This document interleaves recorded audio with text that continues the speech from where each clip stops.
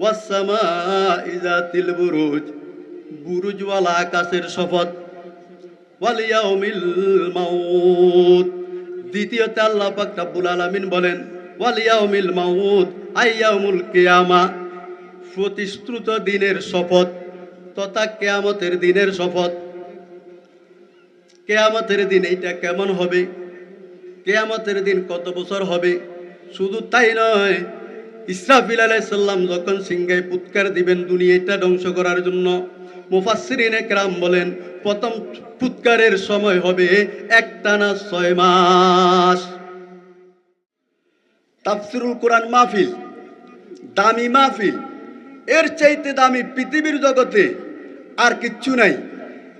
এই জন্য আমি কোরআন শরীফের 30 পারার 85 নম্বর সূরা, কোরআন শরীফের মধ্যে 30টা পারা আছে, 114 খানা সূরা আছে, 30 পারার 30 নম্বর পারা, 114টা সূরার 85 নম্বর সূরা। সূরার নাম হলো সূরাতুল বুরুজ। এইটা নামাজি যারা তারা জানে, কারণ অধিকাংশ ইমাম সাহেব এশারের নামাজে আর ফজরের নামাজে সূরায়ে বুরুজটা বেশিরভাগ তেলাওয়াত করে। এই জন্য যারা নামাজি তারা তেলাওয়াতের সাথে সাথে বুঝে গেছে, আর যারা বেনামাজি তাদেরকে ঢুকেই দিলেও এখন তারা বুঝবে না।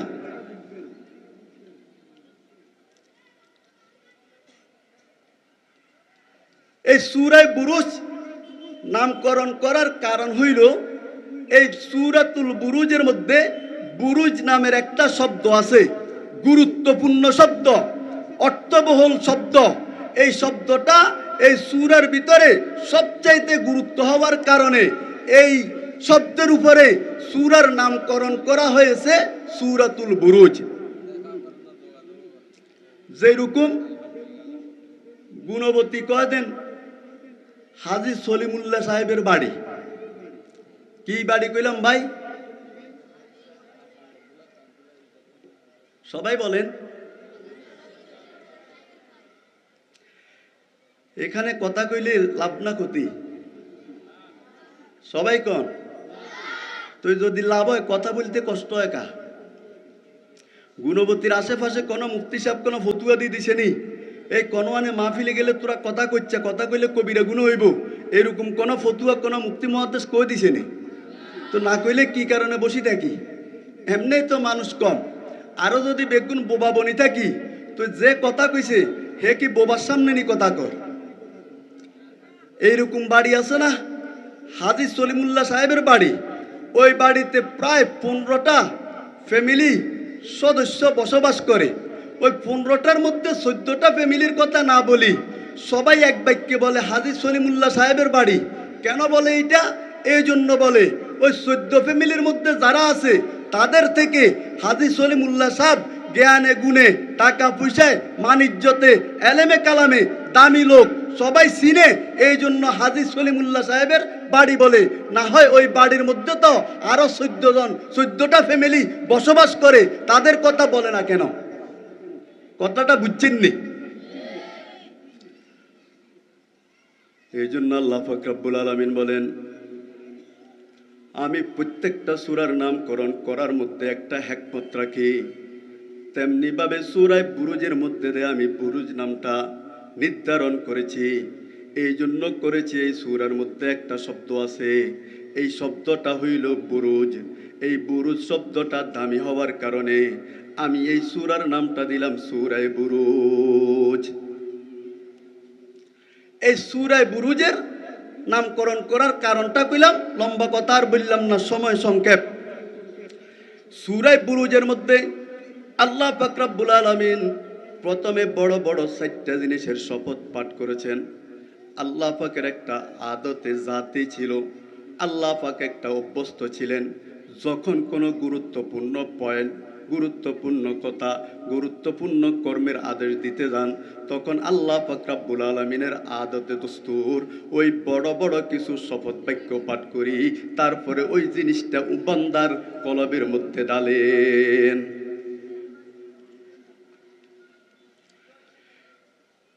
দুনিয়ার মধ্যেও দুই বন্ধু যখন দুইটা কাজে ঠক্কর খায় তখন ওই বন্ধু আরেকটাকে আরেকজনে বুঝানোর জন্য বলে, যখন বুঝাইতে পারে না তখন বলে, বন্ধু খোদার কসম আমি এই কথা তোর নামে বদনাম করি নাই, বন্ধু কোরআনের শপথ আমি তোর নামে এইটা বদনাম করি নাই, বন্ধু মসজিদের শপথ আমি তোর নামে এইটা বদনাম করি নাই।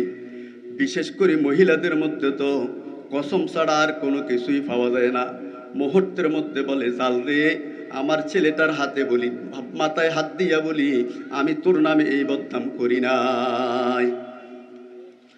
পুরা কোরআন শরীফটা 30 পারা আল্লাহ পাকের শপথ বাক্যে ভরপুর, আল্লাহ পাকের শপথ বাক্যে ভরপুর। আল্লাহ পাক রব্বুল আলামিন বলেন, ওয়াশ-শামসি ওয়া দুহাহা ওয়াল কামারি ইযা তালাহা ওয়াল লাইলি ইযা ইয়াগশাহা ওয়ান নাহারি ইযা তাজাল্লা ওয়াল ফাজরি ওয়া লায়ালিন আশর ওয়াদ দুহা ওয়াল লাইলি ইযা সাজা ওয়াল আদিয়াতি দবহা ফাল মুরিয়াতি কদহা ওয়াত তিন ওয়াজ যাইতুন ওয়াল আসর ওয়াস সামাই যাতিল বুরুজ। এইগুলা সব আল্লাহ পাক রব্বুল আলামিনের শপথ বাক্য। বিশেষ করে 30 পারার মধ্যে আল্লাহ পাক রব্বুল আলামিন অনেকগুলা শপথ বাক্য পাঠ করে দুনিয়ার মানুষদেরকে বুঝাইতে চান, হে দুনিয়ার মানুষেরা, তোদেরকে আমি শপথ বাক্য করে যেই কথাগুলা বলি, তোরা এই কথাগুলাকে সুন্দরভাবে অক্ষরে অক্ষরে পালন করবি। এইগুলার মধ্যে তোরা কোনো রকমের 2 নম্বরই করবি না, কারণ তোরা 2 নম্বরই করবি বিদায় তো আমি আল্লাহ পাক রব্বুল আলামিন আমার জাতের আমার সিফাতের কসম খাইয়া তোদেরকে আমি বলতেছি, হে দুনিয়ার মানুষেরা, তোরা এই কথাগুলাকে গুরুত্বের সহিত মনোযোগ দিয়া শুনবি এবং এইটার উপর আমল করবি। এই সূত্র দ্বারায় সূরা বুরুজের মধ্যে আল্লাহ পাক রব্বুল আলামিন শপথ বাক্য পাঠ করতেছেন, ওয়াস-সামাই যাতিল বুরুজ। ওয়াও, আমরা তো ছোটখাটো যারা তাফসীর লিখছেন, লেখকেরা যারা বর্তমানের বড় বড় আলেমেরা, এইটার উপরে যদি তাফসীর এবং তরজমা করতে যায় অনেক ব্যাপক। আমি সংক্ষেপে 2-1টা কথা বলবো। ওয়াও এইটা আরবি একটা শব্দ বর্ণমালা। এই ওয়াও শব্দের অর্থ হইল উকসিমু। উকসিমু অর্থ আমি শপথ করিতেছি। ওয়াও শব্দটা এমন একটা অর্থবোধক শব্দ, এটা অন্য জায়গায় সাধারণত ব্যবহার হয় এবং এর জন্য, এবং এর জন্য, অথবা একটা কথার থেকে আরেকটা কথাকে মিলিয়ে দেওয়ার জন্য। এখানে আল্লাহ পাক ওয়াওকে ব্যবহার করছেন উকসিমু, শপথ বাক্য পাঠ করার জন্য।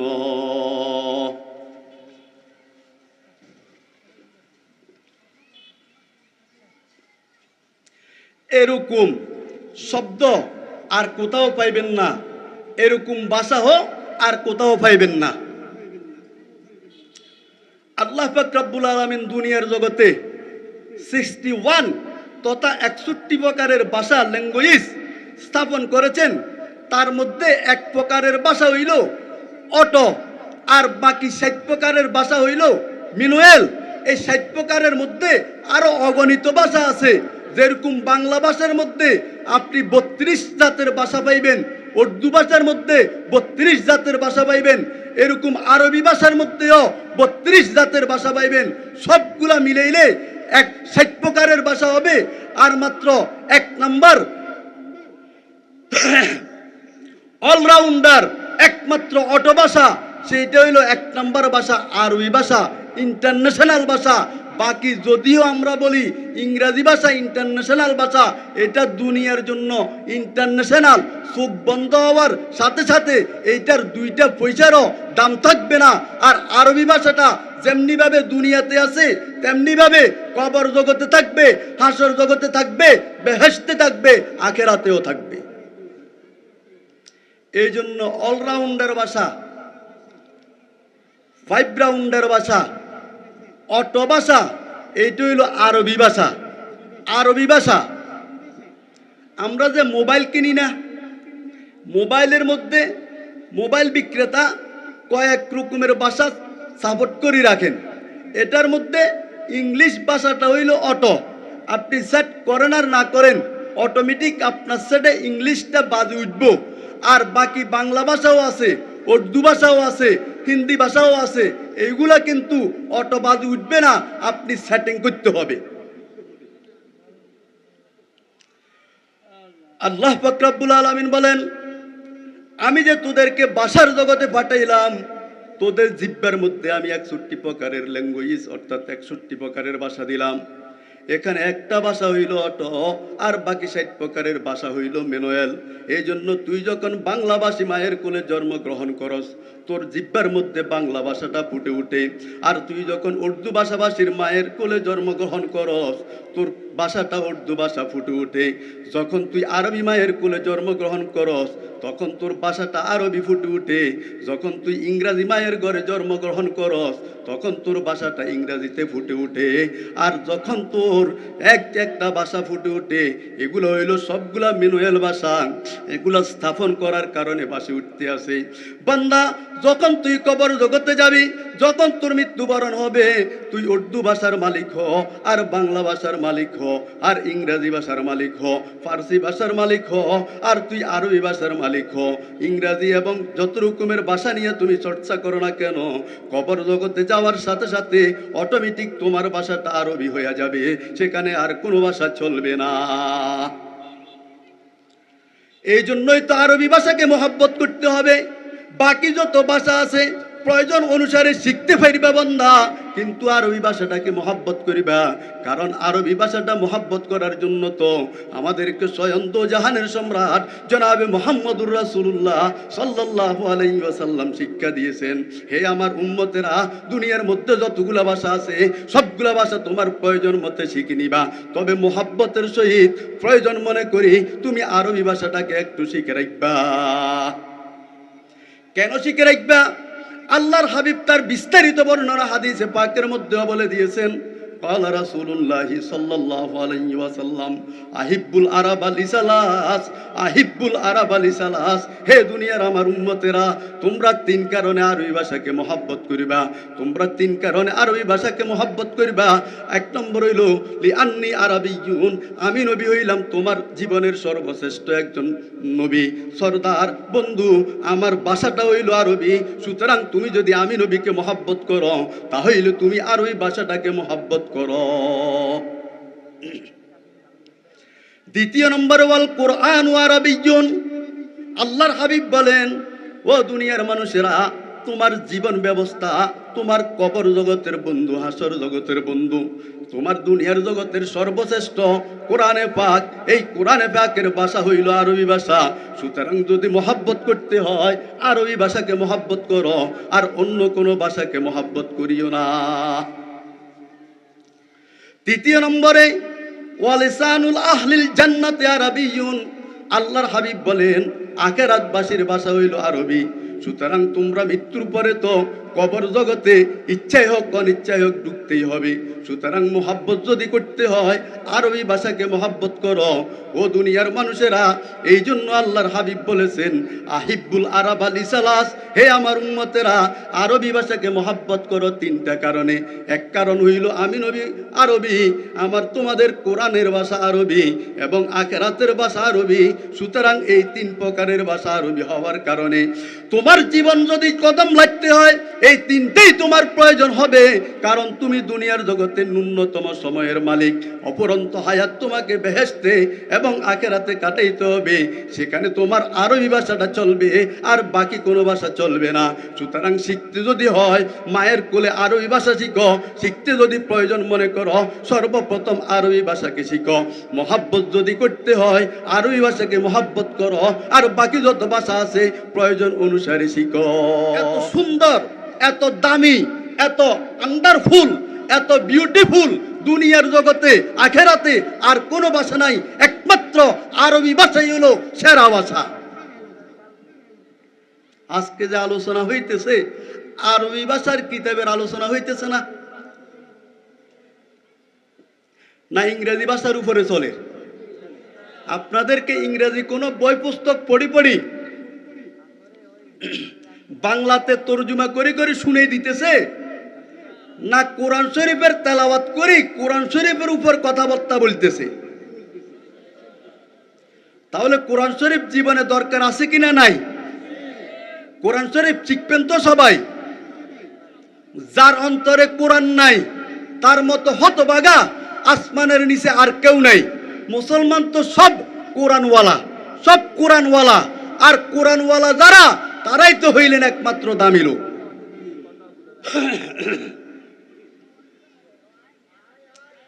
এই জন্য আল্লাহ পাক রব্বুল আলামিন বলেন, ওয়াসসামাই যাতিল বুরুজ, আমি শপথ করিতেছি বুরুজওয়ালা আসমানের, বুরুজওয়ালা আসমানের। এখন আসমান কাকে বলে, বুরুজ কাকে বলে, একটু খোলাসা না করলে আপনাদের বুঝে আসবে না। আমরা সকলেই জানি আসমানের আবিধানিক অর্থ হইল আকাশ, পারিভাষিক অর্থ হইল আল্লাহ পাকের নির্মাণ করা 7টা আসমান। আসমান বলা হয় মা আলা ফাওকানা বাইনাস সামাই ওয়াল আরদ, মা আলা ফাওকানা বাইনাস সামাই ওয়াল আরদ, আমাদের মাথার উপরে আসমান এবং জমিনের মধ্যখানে যেই খালি জায়গাটা আছে এইটাকে বলা হয় আসমান তথা আকাশ। সবখানে আসমানের অর্থ আকাশ আসে না, ক্ষেত্র বিশেষ আসমান শব্দের অর্থটা এক এক অর্থে ব্যবহৃত হয়। এখন কথার ফাঁকে বলতে হয়, ওস্তাদের সামনে না বসি, আরবি গ্রামার ব্যাকরণ যদি না শিখে, যদি বাংলা তর্জুমা কোরআন পড়ে পড়ে তফসির আর তর্জুমা করা শুরু করে, তথাকথিত অর্ধভাগগুলা এই আসমান শব্দের অর্থ কোথায় কি উঠবে, কি বলবে? আল্লাহ পাক রব্বুল আলামিন কোথাও আসমান শব্দের অর্থ বুঝাইছেন মেঘবাদল, ওয়া আনজালা মিনাস সামাই মাআ, ওয়া আনজালা মিনাস সামাই মাআ। আল্লাহ পাক রব্বুল আলামিন এখানে আসমান থেকে বুঝাইছেন মেঘবাদল। আল্লাহ পাক বলেন আমি আকাশ থেকে বৃষ্টি বর্ষণ করি। এই বৃষ্টি বর্ষণটা যে করেন এটা কি আসমান থেকে হয় কিনা? এখানে আসমান শব্দের অর্থ হইল মেঘবাদল, ওয়া আনজালা মিনাস সামাই মাআ। কোথাও কোথাও আল্লাহ পাক রব্বুল আলামিন আসমান শব্দকে দিয়ে বুঝাইছেন আল্লাহ পাকের সৃষ্টি 7টা আসমানকে। আল্লাযী সাবআ সামাওয়াতিন তিবাকা, এখানে আসমান শব্দের অর্থ হইল আল্লাহ পাকের সৃষ্টি করা 7টা আসমান। ওয়াসসামাই যাতিল বুরুজ, এখানে আসমান শব্দের অর্থ আল্লাহ পাক বুঝাইছেন আকাশ, আকাশ তথা আকাশ।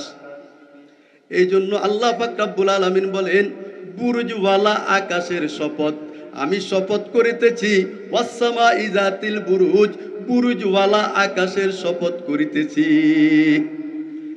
এই আসমানের সাময়িক একটু ইশারা দিলাম। এখন বুরুজ কাকে বলে, বুরুজ শব্দের ব্যাখ্যা অনেকগুলা পাওয়া যায় তাফসীরের জগতে। আমি আপনাদেরকে বুরুজ শব্দের ব্যাখ্যা কমাস কম 3 থেকে 4টা বলবো ইনশাআল্লাহ।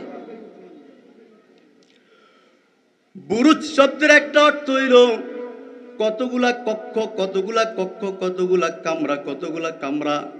এই কামরাগুলার ভিতরে আল্লাহ পাক রব্বুল আলামিন বড় বড় তারকাগুলাকে ঢুকাইয়া খোলা আসমানের মধ্যে ঘুরাইতে আছেন। আকাশ থেকে রশি দিয়া টানা বান্দাও দিলেন না এবং নিচের থেকে কোন রকমের ঠেকো দিলেন না। আল্লাহ পাক শূন্যের উপরে বিশাল বিশাল এই কক্ষগুলাকে ঘুরাইতে থাকেন। এইগুলা ঘুরাই আল্লাহ পাক কি বুঝাইতে চান? হে দুনিয়ার বৈজ্ঞানিকের দলেরা, হে দুনিয়ার বৈজ্ঞানিক মহাবৈজ্ঞানিকের দলেরা, হে দুনিয়ার বুদ্ধিজীবী মহাবুদ্ধিজীবীর দলেরা, হে দুনিয়ার ডক্টরেট করা দলেরা, তোমরা সবগুলা নিয়ে গবেষণা করো। আমার এই বুরুজ শব্দের এই কক্ষগুলা নিয়ে কেন তোমরা গবেষণা করো না? যদি তোমরা এই কক্ষগুলা নিয়ে গবেষণা করতা তাহলে তুমি বেঈমানের বাচ্চা ইমানদার হয়ে যাইতা, তুমি বেনামাজি নামাজি হইয়া যাইতা, তুমি সুদখোর সুদ ছাড়িয়ে দিতে পারতা।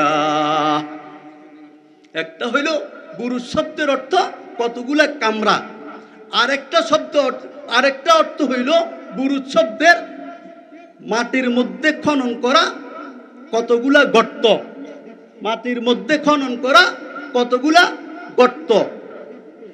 এই বুরুজ শব্দের দ্বিতীয় অর্থ। এটা আবার কোথায় পাওয়া যায়? কোরআন শরীফের অন্য জায়গায় পাওয়া যায়। আল্লাহ পাক রব্বুল আলামিন বলেন ইউদরিকুমুল মাউত ওয়ালাউ কুনতুম ফি বুরুজিম মুসাইয়াদা।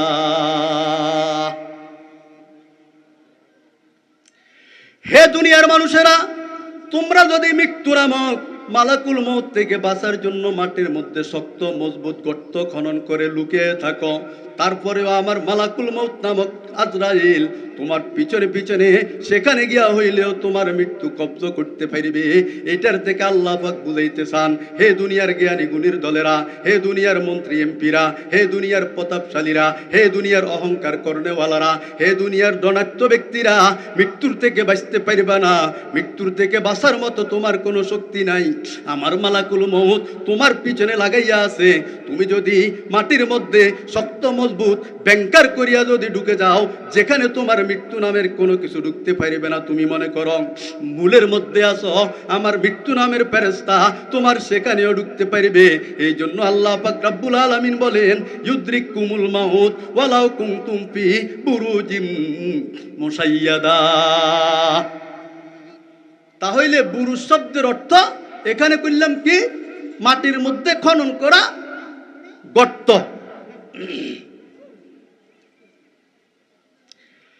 3 নম্বরে বুরুজ শব্দের অর্থ মুফাসসিরিনে কেরাম বলেন, চন্দ্র পরিভ্রমণের জন্য আল্লাহ পাক রব্বুল আলামিন আসমানের মধ্যে 28টা কক্ষরাজি 28টা রাস্তা করে রেখেছেন।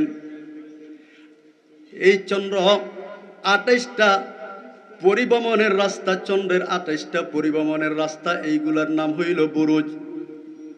এই চন্দ্র 28টা রাস্তা দিয়া প্রতিদিন চলাফেরা করে। ওই 28 নম্বর রাস্তা থেকে যখন ডুব দেয়, তখন আল্লাহ পাকের অনুমতি যদি পায়, যদি সাথে সাথে পাওয়া যায়, পরের দিন উঠে যায়, তখন মাসটা হয় 29। আর যখন অনুমতি পাইতে একটু বিলম্ব হয়, তখন 2 দিন বাদে উঠে, তখন মাসটা হয় 30। এখানে আল্লাহ পাক রব্বুল আলামিন বলেন, ওয়াসসামাই যাতিল বুরুজ, আমি শপথ করিতেছি ওই কক্ষওয়ালা আকাশের। আবার বলেন ওয়াসসামাই যাতিল বুরুজ, আমি শপথ করিতেছি মাটির মধ্যে খনন করা শক্ত মজবুত ওইগুলার শপথ করিতেছি। আরেকটা হইল ওয়াসসামাই যাতিল বুরুজ, আমি শপথ করিতেছি চন্দ্র পরিভ্রমণের যে 28টা কক্ষ রাজি আছে, সেইগুলার সেই আসমানের শপথ করিতেছি। 4 নম্বরে আল্লাহ পাক রব্বুল আলামিন বলেন, বড় বড় যে নক্ষত্র আছে, এইগুলার মধ্যে একটা নক্ষত্রের নাম হইল সূর্য, একটা নক্ষত্রের নাম হইল সূর্য। সূর্য পরিভ্রমণের জন্য আমি আল্লাহ 12টা কক্ষরাজি 12টা পথ নির্ধারণ করে রাখছি।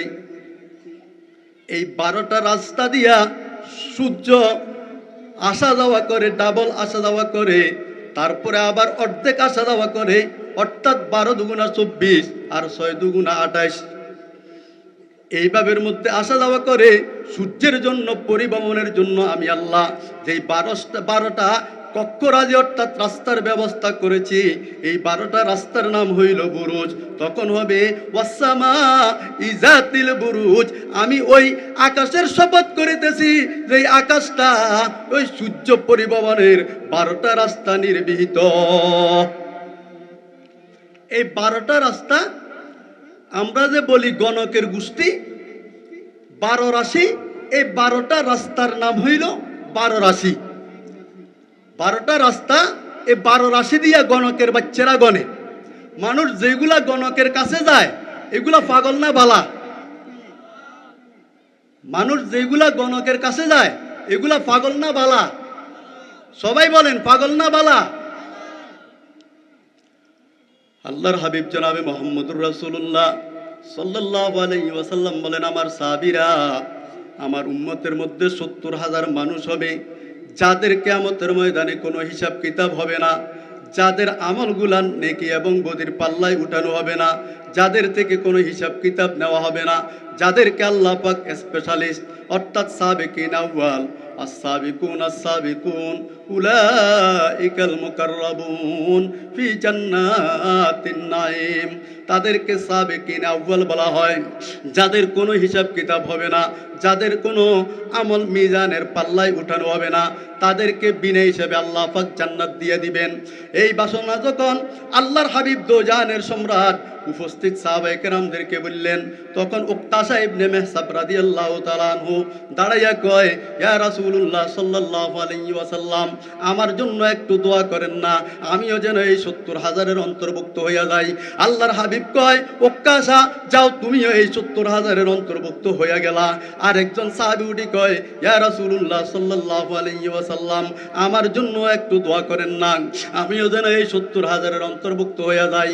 আল্লাহর হাবিব কয়, একজনের মাত্র পথ খালি ছিল, সেটা উকতাসা ইবনে মেহসাব রাদিয়াল্লাহু তাআলা আনহু নিয়ে গেছেন, এখন আর এইটার বাকি নাই। সাহাবায়ে কেরাম বলেন, মানহুম ইয়া রাসূলুল্লাহ সাল্লাল্লাহু আলাইহি ওয়াসাল্লাম, ওগো আল্লাহর নবী, এরা কারা? আল্লাহর হাবিব জনাবে মুহাম্মদুর রাসূলুল্লাহ সাল্লাল্লাহু আলাইহি ওয়াসাল্লাম বলেন, হুমুল মুতাওয়াক্কিলিনা বিল্লাহ। আল্লাহর হাবিব বলেন, ওই সমস্ত ৭০,০০০ মানুষ হইল এরা, যারা জীবনে কখনো ওই কোন গণকের কাছে যায় নাই, সর্ব অবস্থায় তকদিরের ফয়সালা আল্লাহর উপর। হুমুল মুতাওয়াক্কিলিনা বিল্লাহ, সর্ব অবস্থায়, সর্ব টাইমে, সব সময় ভরসা করছে আল্লাহর উপর। ওই কোফালকে, তকদিরকে গণনা করার জন্য, ভবিষ্যৎ সম্পর্কে আল্লাহ ছাড়া তো কেউ জানেন না। কিন্তু এখন আমরা পাগলের গোষ্ঠী, বানরের দ্বারা ভবিষ্যৎ গণাই, ওই টিয়া পাখির দ্বারা ভবিষ্যৎ গণাই, পাগলা বাবার দরবারে যাই। এই সমস্ত গুলার থেকে এই মানুষগুলা একমাত্র আল্লাহর উপর ভরসা করার কারণে আল্লাহর হাবিব বলেন এই ৭০,০০০ মানুষ বিনা হিসাবে জান্নাতে চলে যাবে। হুমুল মুতাওয়াক্কিলিনা বিল্লাহ, এরা সব সময়, সর্ব অবস্থায় আল্লাহর উপর বিশ্বাস করত। ওই টিয়া ফাকির গণনা, বান্দরের গণনা, গণকের কাছে, দ্বারে কাছে এরা কখনো যাইতো না। এই জন্য আল্লাহ পাক রব্বুল আলামিন বলেন, ওয়াস সামাই যাতিল বুরুজ, বুরুজওয়ালা আকাশের শপথ, ওয়াল ইয়াউমিল মাউত। দ্বিতীয়তে আল্লাহ পাক রব্বুল আলামিন বলেন, ওয়াল ইয়াউমিল মাউত আই ইয়াউমুল কিয়ামা, প্রতিশ্রুত দিনের শপথ তথা কিয়ামতের দিনের শপথ। কিয়ামতের দিন এইটা কেমন হবে, কিয়ামতের দিন কত বছর হবে, শুধু তাই নয়, ইসরাফিল আলাইহিস সালাম যখন সিংহায় ফুৎকার দিবেন দুনিয়াটা ধ্বংস করার জন্য, মুফাসসিরিনে কেরাম বলেন প্রথম ফুৎকারের সময় হবে একটানা ৬ মাস। এই ৬ মাসের মধ্যে সমস্ত প্রাণীগুলো মারা যাবে, কেউ দুনিয়ার মধ্যে জীবিত থাকবে না, সবগুলা মারা যাবে। এমন মুহূর্তের মধ্যে আল্লাহ পাক রব্বুল আলামিন সব মারা যাওয়ার পরে বলবেন, ও ভাই আজরাইল, বলো দেখি আর কে কে আছে বাকি দুনিয়ার মধ্যে। আজরাইল বলবেন, বারে এলাহি, সব মারা গেছে, এখন শুধু আপনি আর আমরা ৭ জন আছি। বলে কে কে আছে? বলে আমি আজরাইল, মিকাইল, ইসরাফিল, জিব্রাইল, আর আপনি, আল্লাহ ছাড়া আর কেউ দুনিয়াতে নাই। আল্লাহ পাক রব্বুল আলামিন বলেন, হে আজরাইল, তুমি ছাড়াও আর বাকি 2 জনকে মেরে ফেলাও, বাকি 3 জনকে মেরে ফেলাও। আজরাইল আল্লাহ পাকের হুকুম পাইয়া জিব্রাইল, ইসরাফিল, মিকাইল কেও মারি ফেলবেন। এবার আল্লাহ পাক বলেন, হে আজরাইল, দুনিয়ার জগতে আর কে কে বাকি আছে? আজরাইল বলেন, আল্লাহ, আপনি আর আমি ছাড়া আর কেউ নাই। আল্লাহ পাক রব্বুল আলামিন বলেন, ও আজরাইল, তুমিও মরে যাও, তুমিও মরে যাও। আজরাইল বড় বড় চিৎকার দিতে থাকবে। মুফাসসিরিনে কেরাম বলেন, আজরাইলের এমন একটা চিৎকারের হুঙ্কার হবে ওই দিন, ওই চিৎকারটাই যথেষ্ট ছিল মানুষ মরার জন্য, কিয়ামত কায়েম হওয়ার জন্য। সিংহার ফুৎকারের দরকার ছিল না, এত বিকট একটা আওয়াজ দিবে আজরাইল, তারপরেও মরণটা আসে না। তখন আজরাইল বলেন, এবার এলাহি, সকলের তো প্রাণ আমি কব্জ করলাম, এখন আমার রূহটা আমি কিভাবে কব্জ করব? আল্লাহ পাক রব্বুল আলামিন বলেন, আজরাইল, আমি আল্লাহ কোন বলে দিব, সাথে সাথে তুমি মারা যাইবা। আল্লাহ পাক বলেন, আজরাইল মরে যাও। আজরাইল দুম্বাইতে হাঁপাইতে চিৎকার দিতে দিতে মারা গেলেন। এইটা হইল প্রথম ফুৎকারের পরে আরেকটা সময়। আমি আপনাদেরকে বুঝাইতেছিলাম, কিয়ামতের দিনটা কেমন কঠিন হবে। কিয়ামতের দিনটা এমন কঠিন হবে, জমিনটা হবে তামার, জমিনটা হবে তামার, আকাশটা নেমতে নেমতে হাদিসে পাকের মধ্যে আল্লাহর হাবিব বলেন, কোন হাদিসে বলেন 1 বিঘাত উপরে, কোন হাদিসের মধ্যে বলেন 1 হাত মুড়ুম হাত উপরে, কোন হাদিসের মধ্যে বলেন 1 হাত উপরে আসমানটা জমিনের মধ্যে নামে আসবে, হাত উপরের দিকে উঠাইলে আপনি আমি ধরতে পারবো, এইরকম কিছু একটা জায়গা হয়ে যাবে। সূর্যের তাপটা কেমন হবে? মুফাসসিরিনে কেরাম বলেন সূর্যের তাপের প্রখরতা, এখন তো সূর্যটা পিট করা আছে উপরের দিকে বাল্বের মতো, এই যে বাল্বটা এখন নিচের দিকে, এখন তো নিচের দিকে, আর সূর্যটা এখন ওই বাল্বের মাথাটা উপরের দিকে ঘুরানো, আর তার নিচের দিকে হইল পিছের মাথাটা। এবং কি আল্লাহর হাবিব বলেন তারপরেও বান্দা তোমরা সহ্য করতে পারবে না, এই জন্য আমি আল্লাহ আমার দয়ার সাগর নিয়া ওই 70,000 ফেরেশতাকে রাখে দিলাম ওই বরফের চাপ মারার জন্য, যাতে করে সূর্যের তাপটা পুরোপুরি জমিনের মধ্যে না লাগে। কিয়ামতের ময়দানে আল্লাহ পাক রব্বুল আলামিন বলেন এই সূর্যটাকে ঘুরাই দেওয়া হবে এবং বরফ নিক্ষেপ করার মতো কোনো ফেরেশতা থাকবে না। এইরকম একটা উত্তপ্ত জায়গার মধ্যে তামার জমিনটা পেড়ে যাবে, পাহাড়ি সব পড় যায়েগা জমি মে জলজলা হোগা, পাহাড়ি সব পড় যায়েগা জমি মে জলজলা হোগা, মোহাম্মদ তख्त पर होगा আদালত पर खुदा होगा। এই কিয়ামতের দিন আল্লাহ পাক রব্বুল আলামিন বলবেন আইনাল ফেরাউন, ও ফেরাউন তুই কই? আইনার নমরুদ, ও নমরুদ তুই কই? আইনার সাদ্দাত, সাদ্দাত তুই কই? এইভাবের মধ্যে সমস্ত রাজা বাদশাগুলোকে ডাক দিবেন। সেদিন ডাকটা এইটাও দিবেন, ও বাংলাদেশের প্রধানমন্ত্রী শেখ মুজিব সাহেব কোথায় আছেন? জিয়াউর রহমান সাহেব কোথায় আছেন? বেগম খালেদা সাহেবা কোথায় আছেন? হাসিনা সাহেবা কোথায় আছেন? পাশাপাশি বলবেন ও এরশাদ চাচা আপনি কোথায় আছেন? কোনো উত্তর পাইবে না। আল্লাহ পাক রব্বুল আলামিন যখন কোনো উত্তর পাইবেন না, তখন নিজে নিজেই উত্তরটা দিয়ে দিবেন, লিমানিল মুলকুল ইয়াউম লিল্লাহিল ওয়াহিদিল কাহ্হার, লিমানিল মুলকুল ইয়াউম লিল্লাহিল ওয়াহিদিল কাহ্হার। আল্লাহ পাক রব্বুল আলামিন বলবেন আজকের দিনের একমাত্র অধিকারী হইলাম আমি আল্লাহ, আজকে কোনো আর দ্বিতীয় বাদশা নাই, আমি হইলাম একমাত্র বাদশার বাদশা, আমি হইলাম একমাত্র বাদশার বাদশা, আজকে কোনো আর বাদশা নাই। তখন আল্লাহর হাবিব বলেন দ্বিতীয় আবার একটা সিংহে ফুৎকার দেওয়ার জন্য আল্লাহ পাক রব্বুল আলামিন ইসরাফিলকে উঠাইবেন। ইসরাফিল দ্বিতীয়বার একটা সিংহে ফুৎকার দিবেন। সমস্ত মানুষগুলা আবার 6 মাস পর্যন্ত সিংহে ফুৎকার দেওয়ার পরে সবাই জীবিত হইয়া উঠবে, জীবিত হইয়া উঠবে। ও ভাই, সেই দিন যে আমরা উত্তোলন হব, উদিত হব, কবর থেকে উঠব, কিরকম পোশাক নিয়ে আমরা উঠব? আল্লাহর হাবিব তো জানের সম্রাট জনাবে মুহাম্মদুর রাসূলুল্লাহ সাল্লাল্লাহু আলাইহি ওয়াসাল্লাম বলেন আয়েশা, যেদিন কবর থেকে মানুষগুলো উত্তোলন করবে সর্বপ্রথম আমি নবী উঠব এবং আমি নবী বেহেশতি পোশাক পরিধান করিয়া উঠব, আর বাকি যতগুলো উঠবে সবাই উলঙ্গ অবস্থায় উঠবে, উলঙ্গ অবস্থায় উঠবে, কারো পোশাক, কারো পরনে কোনো পোশাক থাকবে না। আম্মা জান আয়েশা সিদ্দিকা রাদিয়াল্লাহু তাআলা আনহা কোন, হায় হায় রে, এতগুলা মানুষের সামনে উলঙ্গ উঠব, লজ্জায় তো আমাদের মুখ ঢাকা যাবে না। আল্লাহর হাবিব বলেন আয়েশা, এমন একটা মুহূর্তের মধ্যে তোমরা উঠবা যেই মুহূর্তের মধ্যে একজন আরেকজনের কি অবস্থায় আছে এইটা বুঝার মতো, একজন আরেকজনের দিকে তাকানোর মতো হুঁশ থাকবে না। এটাই হইল কিয়ামতের দিন। এই কিয়ামতের দিনের মধ্যে আল্লাহ পাক রব্বুল আলামিন সবাইকে আরাফার মাঠের মধ্যে জমা করে রাখবেন, হিসাব কিতাব শুরু করবেন না। সমস্ত উম্মতগুলা, সমস্ত মানুষগুলা হাহাকার হয়ে যাবে, কখন বিচারের কার্যক্রম শুরু হবে। এখন তো কেউ কোথাও কোনো কথা বলতে পারে না। এমন মুহূর্তের মধ্যে রহমতের নবী তো জাহানের সম্রাট জনাবে মুহাম্মদুর রাসূলুল্লাহ সাল্লাল্লাহু আলাইহি ওয়াসাল্লাম ওই মাকামে মাহমুদের মধ্যে সেজদারত অবস্থায় সেজদায় পড়ি ইয়া উম্মতি ইয়া উম্মতি ইয়া উম্মতি বলি বলি কাঁদতে দেখবেন। আর এইদিকে সমস্ত মানবকুল দৌড়াইয়া ঈসা নবীর কাছে যাবে, মুসা নবীর কাছে যাবে, দাউদ নবীর কাছে যাবে, ইব্রাহিম নবীর কাছে যাবে। কেউ কোনো সমাধান দিতে পারবে না। ঈসা নবী একটা সমাধান দিয়ে দিবেন, বলে দিবেন হে আজকে হাসর মাঠের মানুষেরা, আজকে আল্লাহ পাকের দরবারে কেউ কোনো কথা বলতে পারবেন না। একমাত্র কথা বলার সাহস যিনি রাখেন তিনি হইলেন আকায়ে নামদার, তাজেদার মদিনা, শাফিউল মুজনিবিন, রহমাতুল্লিল আলামিন, হাবিবে কিবরিয়া, আশরাফুল আম্বিয়া, জনাবে মুহাম্মদুর রাসূলুল্লাহ সাল্লাল্লাহু আলাইহি ওয়াসাল্লাম। সবাই দৌড়াইয়া মুহাম্মদ আরবির কাছে যাবে আল্লাহর হাবিবকে।